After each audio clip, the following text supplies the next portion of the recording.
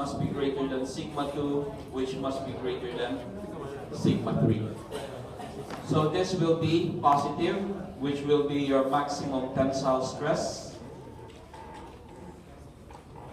Positive tensile.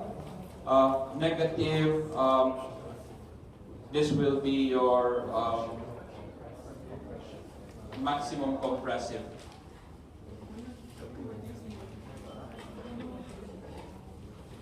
Because it's negative, right?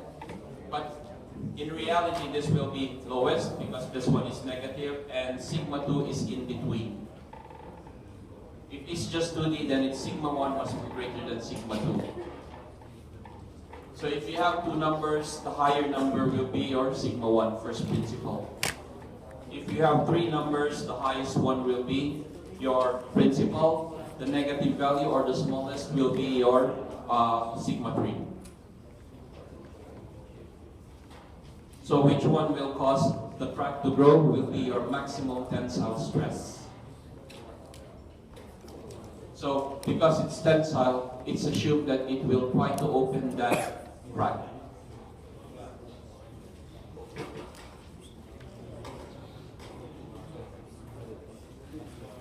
More questions? Okay. Again, before I forget, our meeting on Thursday morning, 10 to 12, will be at SR4C40. 4C40, level 4. I'll send out an email to remind you of that. So 10 to 12, and then of course we also meet in the afternoon. Okay, I don't want to extend now because I know you had classes earlier this morning, so I think you're tired already. So we'll just finish at 4 o'clock.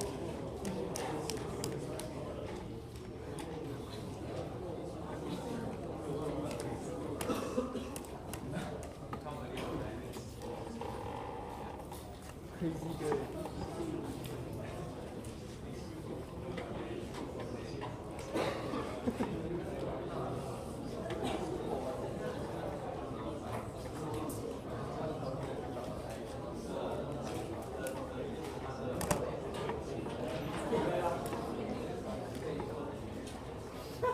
Signal 今天哪一家吗？啊，明天你有来学校吗？我明天你。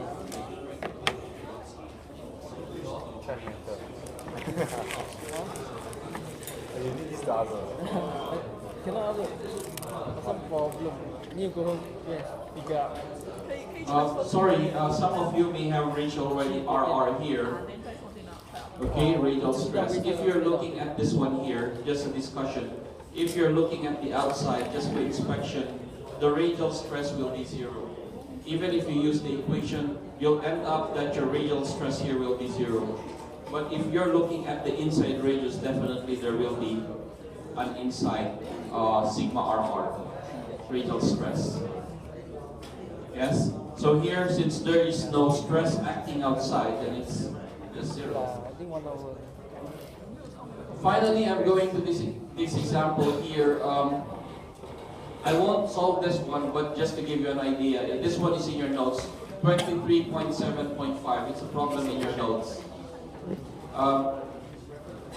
So some of you may be familiar already with the steel billet, yeah, for forming and so on. So here, a long metal billet has a square cross-section as shown in the figure below. The billet is held between two well-lubricated platens and subject to a compressive stress of 200 megapascal. If the material has an elastic modulus of 75 gigapascal, calculate the remaining stress strain components and write out the full 3D tensors in metric notation. Note any assumptions made.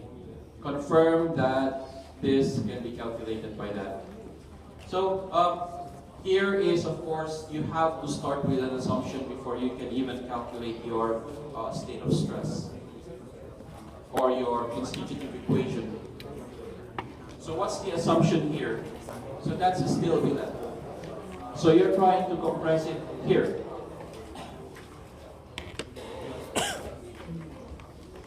Plane stress, plane strain. So from here, one dimension is much larger than the other two.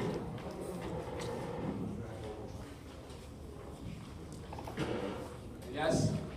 So this dimension here is much longer than the other two. So you're looking here at a plane strain assumption. Now for a thin-walled pressure vessel, the assumption there is that the thickness is much thinner than the radius and the length, so that you can have a plane stress assumption. But for this kind, of course, the length is much longer than these two sides here. So you have a plane strain assumption. Yeah?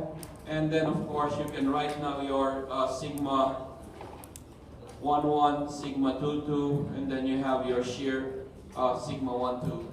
So this is equal to